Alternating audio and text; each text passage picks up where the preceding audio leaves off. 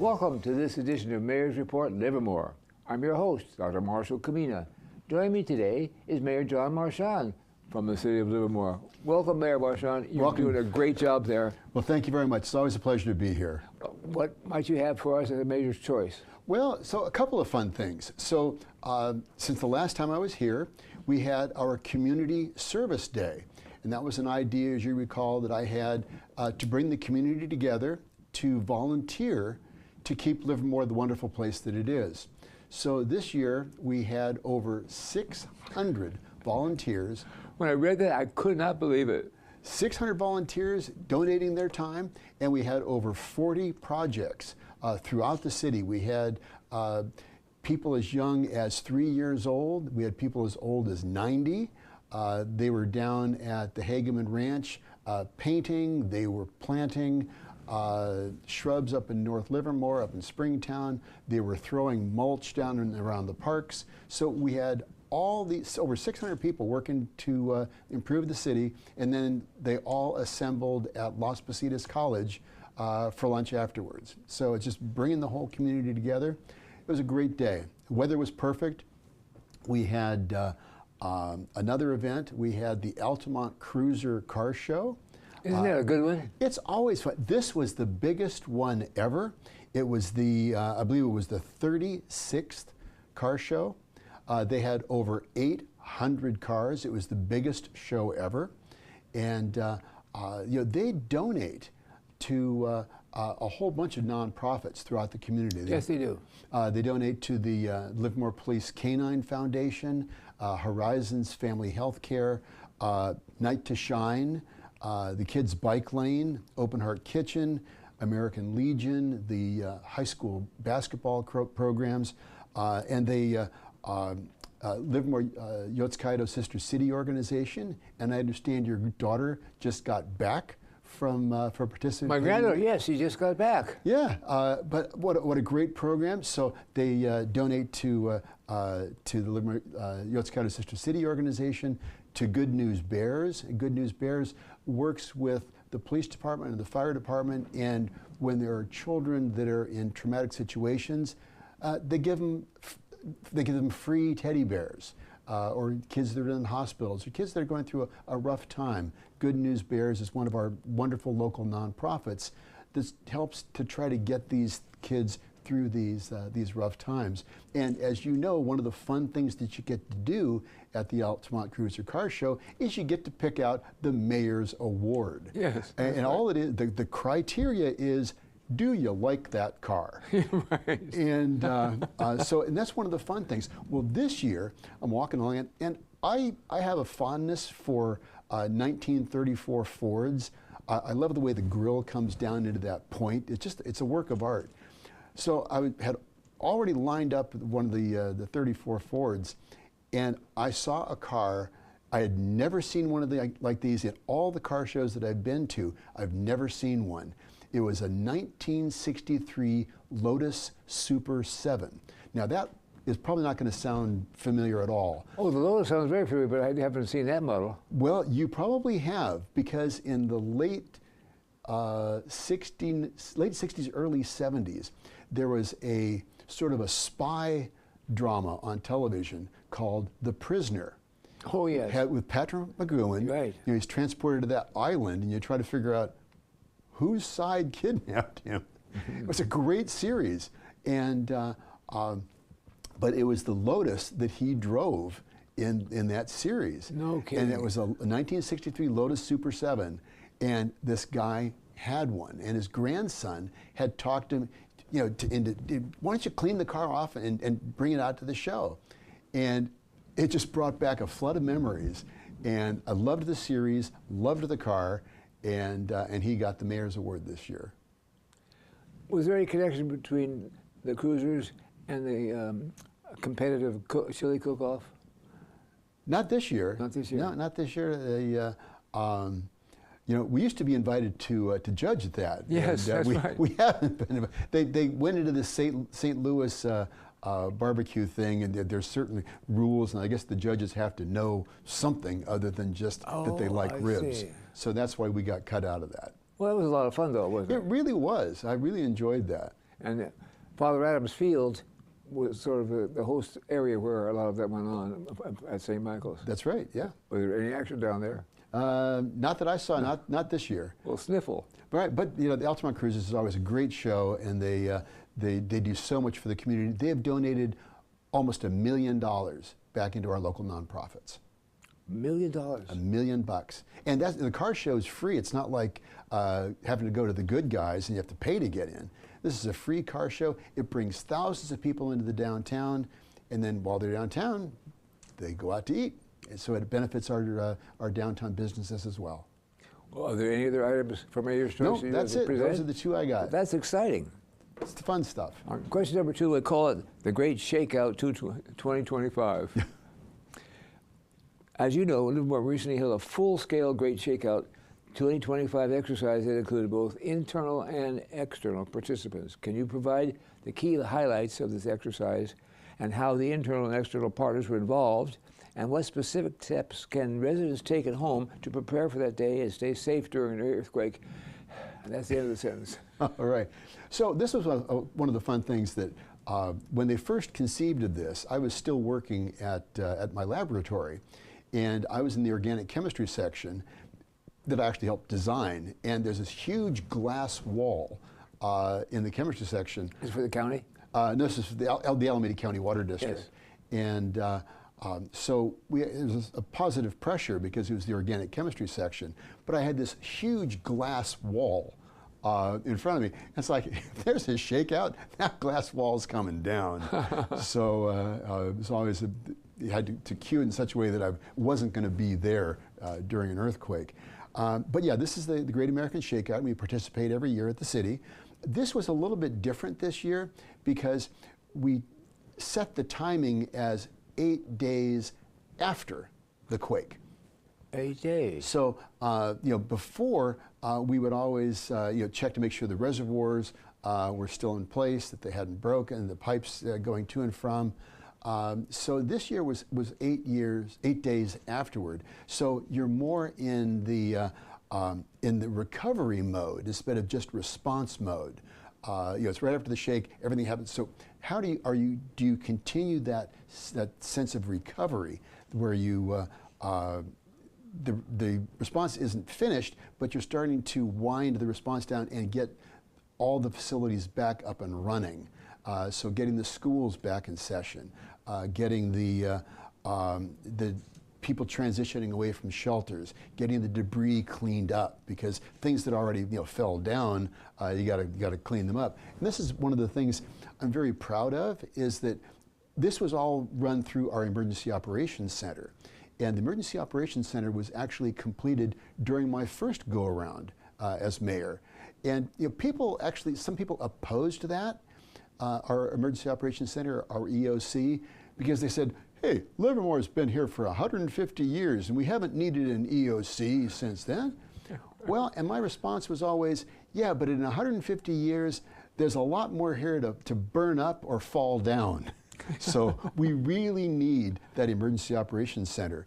And this was focused on how do we return to the new normal.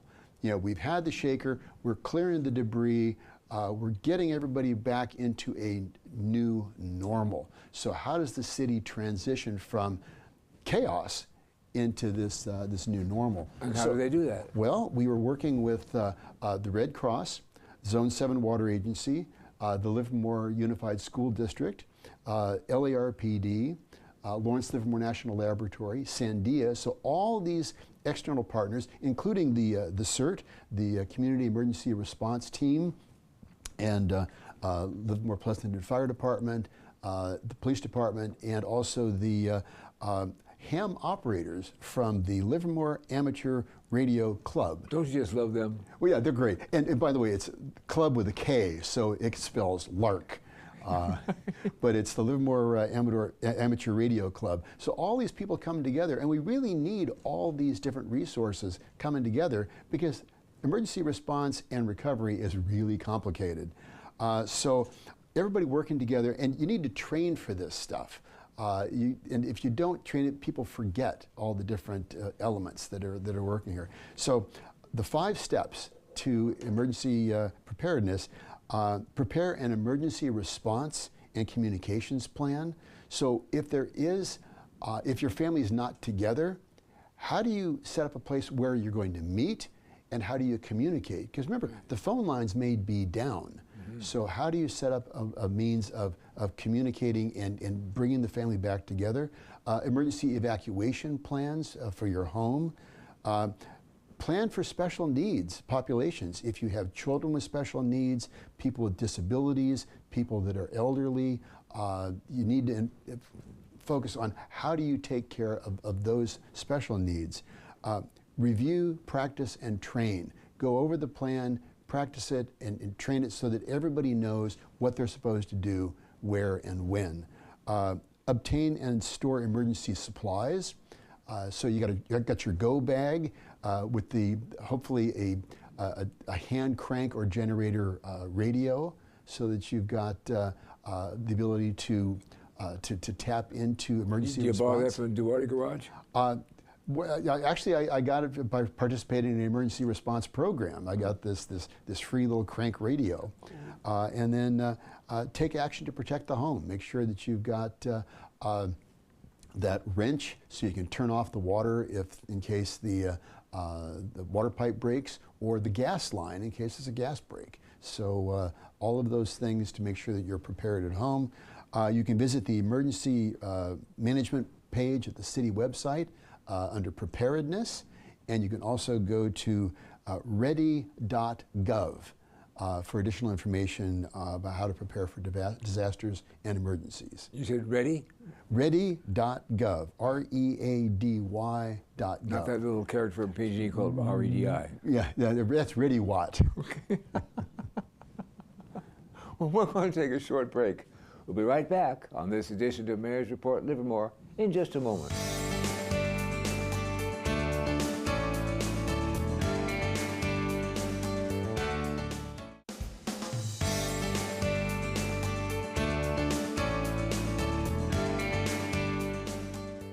Welcome back to this edition of Mayor's Report Livermore.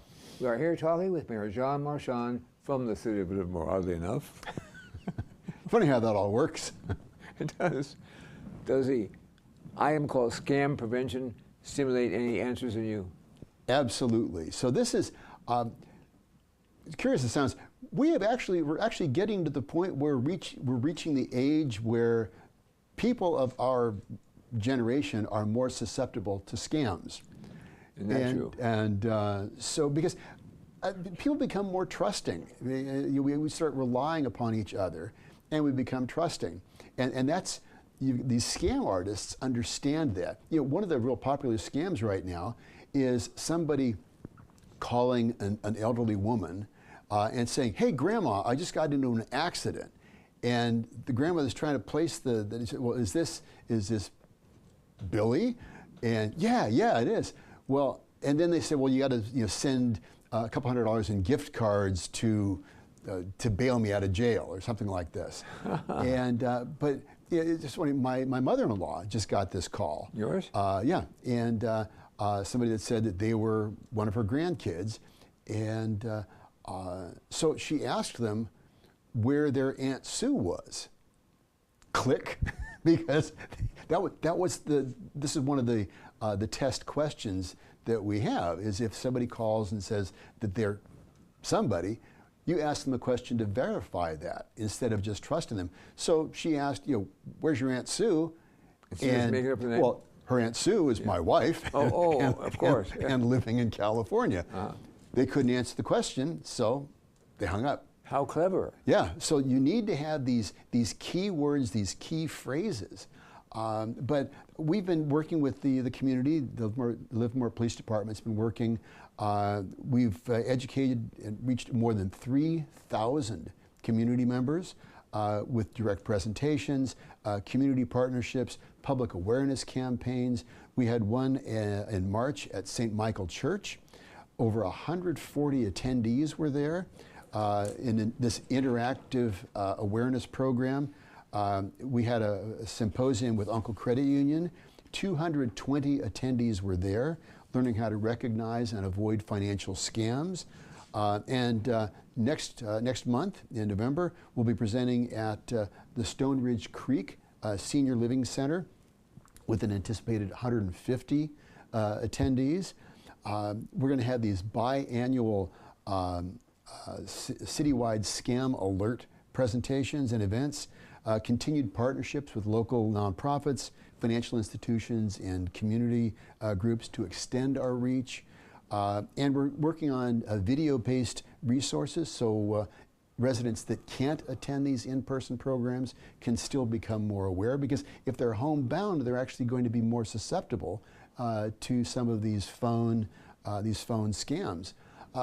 So a friend of mine was just scammed, and she's very sharp, very aware. She used to work on government contracts in the billions of dollars, so she's very savvy.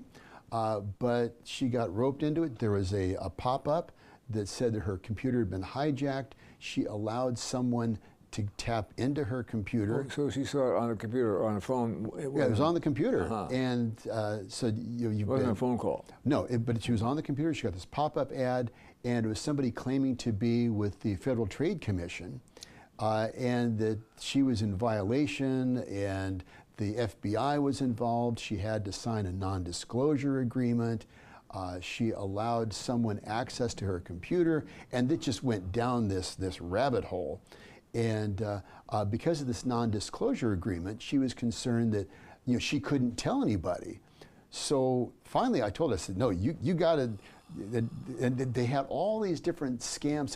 It was very cleverly done.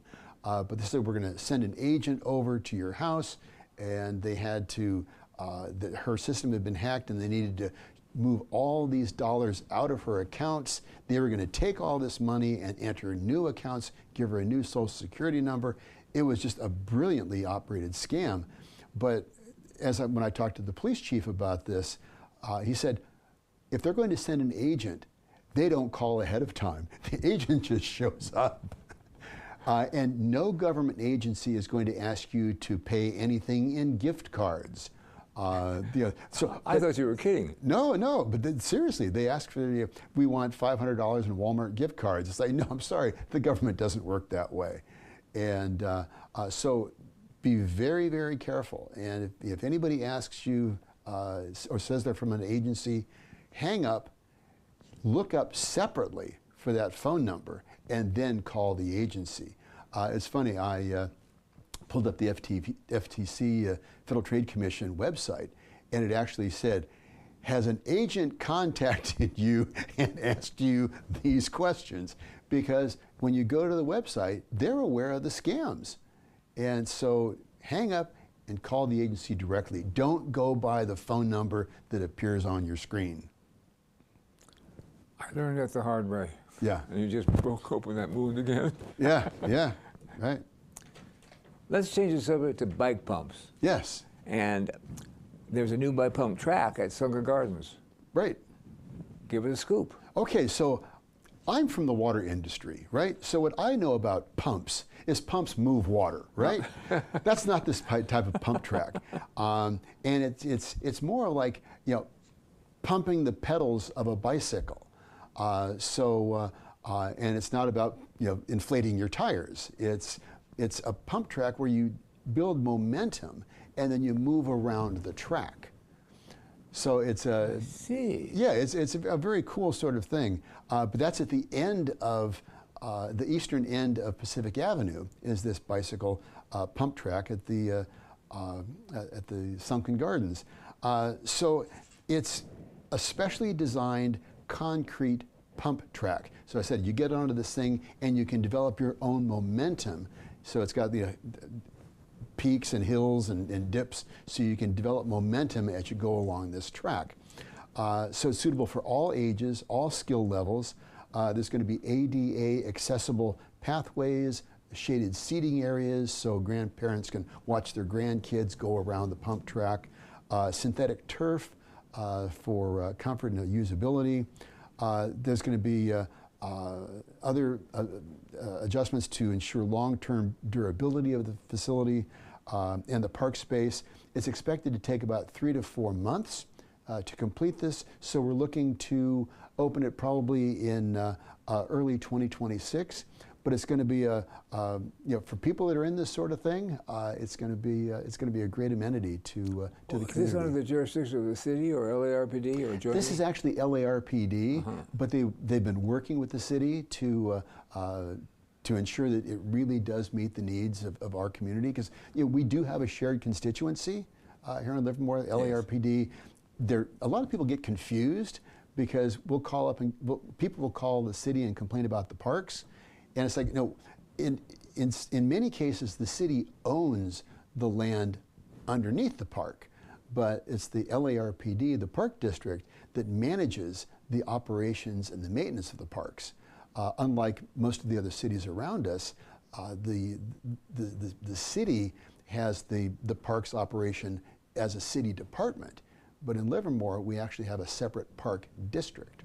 That reminds me, I'm going in my head about Ravenswood. That was a wonderful example. You're right. Now, Ravenswood is owned by the city, but it's managed by LARPD. Yes. What a beautiful facility that we've got. Oh, no kidding. This has been so wonderful, and we're coming toward a conclusion. I wonder if you might mention some events that are coming up and update us. Well, a couple of things. We've got the October 22nd coming up real quick. Is we've got the Trunk or Treat at City Hall, because Halloween's coming up. Trunk or Treat? Trunk or Treat, so it's from 5 to 8 p.m. We've got all the city employees and some of the other agencies like LARPD, and we even had, I think, the CHP out there last year. They decorate their vehicles. We had one city truck decorated as a pirate ship. We had another city truck was decorated as an F-14 fighter jet. Yeah, it was very cool.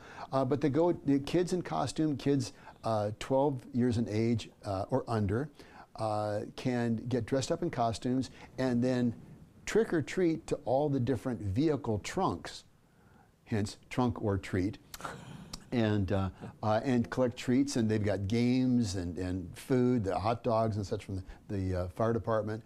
So that's a lot of fun. And then November 1st, Saturday, is the Dia de los Muertos community celebrations at the Rincon Library. That's going to be from 11 to 2. There's going to be music, dance, crafts, and that's also free for all ages. So, but what goes on besides all that? Does it include the library staff, but any other departments? It's going to be, the Dia de los Muertos is going to be the library staff, and there's probably going to be other community organizations that come together to facilitate that.